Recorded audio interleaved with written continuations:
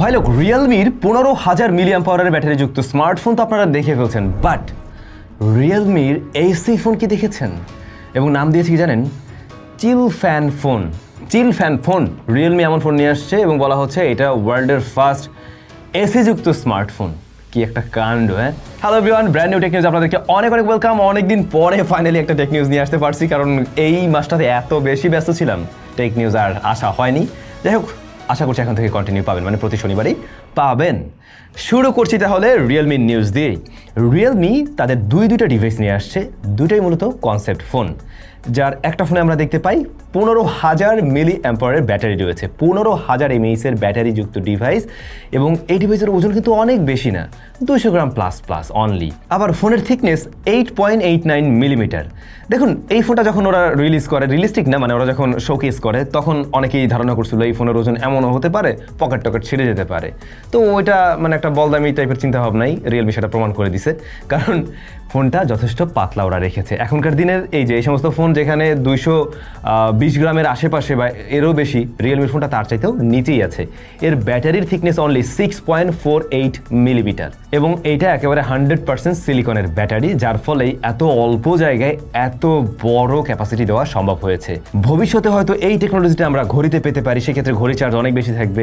আবার ধরুন একটা পাওয়ার ব্যাংকের সাইজ এমন হলে সেখানে আপনি একসাথে 50,000 mAh-এর ব্যাটারি পেয়ে যেতে পারেন বা আরো বেশি পেতে পারেন। এখন রিয়েলমি দাবি করছে তাদের এই ডিভাইস থেকে আপনি টানা 50 ঘন্টা ভিডিও দেখতে পারবেন, তার মানে অনায়াসে আপনি অলমোস্ট 15 থেকে 20টা মুভি শেষ করে ফেলতে পারবেন।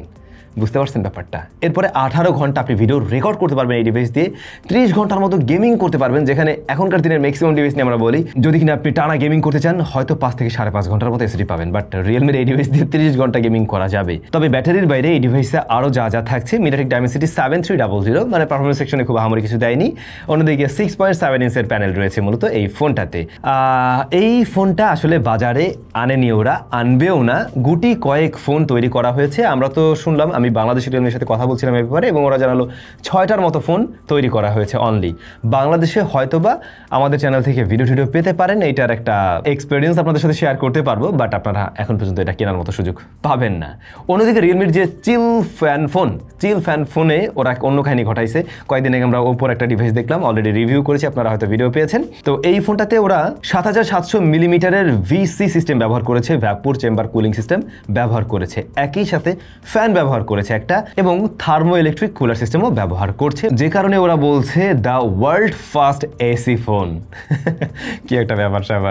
যাই হোক, এই দুইটা ফোনে যদি আমরা হাতে পাই আপনাদের জন্য অবশ্যই ভিডিও থাকবে। এনিওয়ে, আমাদের উইথ স্যাম চ্যানেলে চায়না নিয়ে একটা আমি ভিডিও দিয়েছি। চায়নার তো শহর অনেকেই দেখেছেন, বাট গ্রাম কখনো হয়তো অনেকে দেখেননি।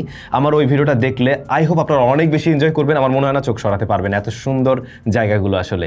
ভিডিও ডেসক্রিপশনে আমি লিঙ্কটা দিয়ে দিচ্ছি, প্রথম কমেন্টও আছে, দেখে নিতে পারেন চাইলে। আই হোপ আপনাদের ভালো লাগবে। মানে প্রতিদিন টেক ভিডিও তো দেখেন, একটু রিফ্রেশমেন্ট পাবেন আমাদের থেকেই। ভাইজান, আইফোন আসতে চলছে, আইফোন 17 সিরিজ, আর মাত্র কয়েকদিনের অপেক্ষা। কারা ওয়েট করছেন কমেন্ট করে জানাবেন।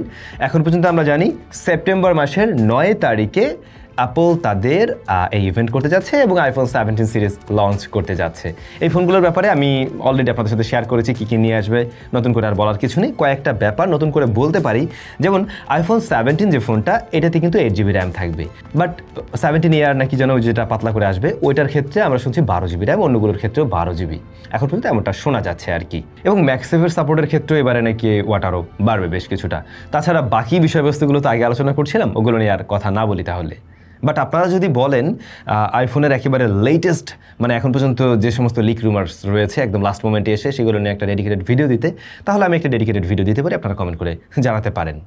আচ্ছা, স্ন্যাপড্রাগন 8 এলিট তো এসছে, এখন এটার পরবর্তী জেনারেশন কি আসার কথা?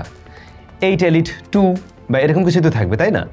কিন্তু নাম নাকি এমন হতে যাচ্ছে স্ন্যাপড্রাগন 8 এলিট জেন 5, মানে এক জাম্পে 5-এ জেন 5-এ চলে যাচ্ছে। ব্যাপারটা কেমন? যদিও স্ন্যাপড্রাগন এর আগে এই ধরনের কাজ করেছে কিন্তু। আচ্ছা, রিয়েলমির কিন্তু আরও নিউজ রয়েছে। রিয়েলমি GT 8 Pro সিরিজ বা GT 8 সিরিজ ওরা লঞ্চ করবে, এবং এই ফোনে GT 8 Pro যেটা, এটাতে 2K LTPO প্যানেল থাকবে, এবং স্ন্যাপড্রাগনের যে প্রসেসরটা নিয়ে বললাম 8 এলিট জেন 5, এটা থাকার পসিবিলিটি আছে আর কি। নাম যদি এমন হয় এটাই থাকবে, আইদার যদি নাম এমন হয় Zen 2 তাহলে Zen 2 থাকবে আর কি।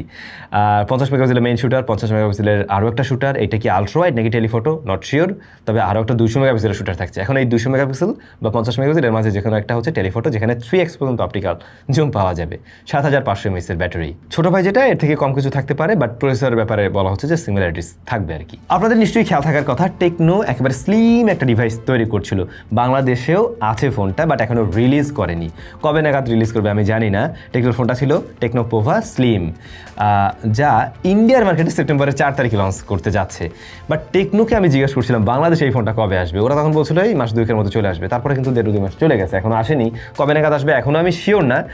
বাট এই ডিভাইসটা সুপার স্লিম একটা ফোন, অনলি 5.75 মিলিমিটার, যেখানে আবার কার্ভড একটা প্যানেল রয়েছে, ডুয়াল ক্যামেরা আছে, 5200 mAh ব্যাটারি রয়েছে। এরকম পাতলা ফোনের মাঝেও এই ফোনটা বাংলাদেশে আনলে অনেকেই হয়তো অনেকেই চুজ করতো একটু ডিফারেন্ট জিনিস। অনেকে তো আছে যারা ডিফারেন্ট জিনিস পছন্দ করে।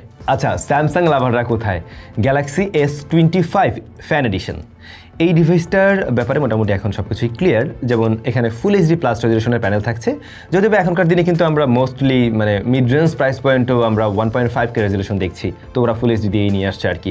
120 Hz হাই রিফ্রেশ, Exynos 2400 2400 ওটা থাকছে, আর UFS 4.0 storage type, 50 megapixel main shooter, 12 মেগাপিক্সেলের টেলিফটো এবং 8 মেগাপিক্সেল আলট্রা ওয়াইড, আর ফ্রন্ট ফেসিং ক্যামেরা 12 মেগাপিক্সেলের, 4900 mAh ব্যাটারি, 45 ওয়াটের চার্জিং সিস্টেম।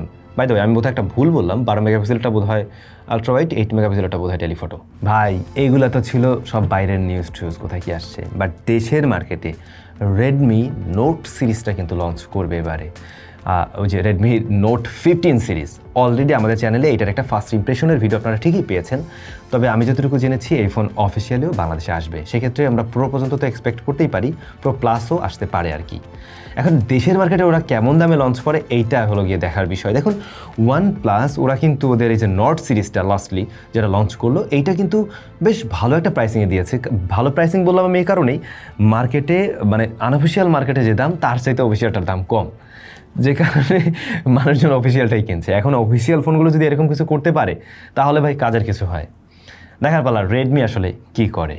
ভিডিও শেষ করব, তবে শেষ করার আগে একটা গুরুত্বপূর্ণ নিউজ আপনাদের সাথে শেয়ার করতে চাই। অলরেডি কিন্তু মার্কেটের বিভিন্ন স্মার্টফোনেই ফগ পড়া শুরু করেছে। এটা শুধুমাত্র একটা মডেল নিয়ে না, বিভিন্ন মডেলের ক্ষেত্রে, বিভিন্ন ব্র্যান্ডের ক্ষেত্রে, এবং আমাদের কাছে প্রচুর পরিমাণে এগুলো নিয়ে কমেন্ট আসছে, অনেকে মেইল করছেন যে আসলে এমনটা কেন হচ্ছে। আমি যদি কয়েকটা মডেল আপনাদের বলি আপনারা পুরো লাফাই উঠবেন। এর মধ্যে ভিভোর X200 সিরিজের ফোন রয়েছে, প্রো আলট্রা সব রয়েছে, আবার আইকিউর প্রায় ম্যাক্সিমাম মডেলের ক্ষেত্রে এই ধরনের সমস্যা পাওয়া যাচ্ছে। ভাই খুবই অ্যালার্মিং একটা ব্যাপার। আবার দেখুন মটোরোলা ডিভাইসে এমনটা পাওয়া গেছে বলে আমরা জেনেছি। এখন এমন একটা অবস্থা, এতে করে আমরা খুব সহজেই বলতে পারছি না যে ম্যানুফ্যাকচারিং কোনো প্রবলেম আছে কিনা, আবার বাংলাদেশের ওয়েদারগত প্রবলেমের কারণে এমন কোনো কিছু হচ্ছে কিনা।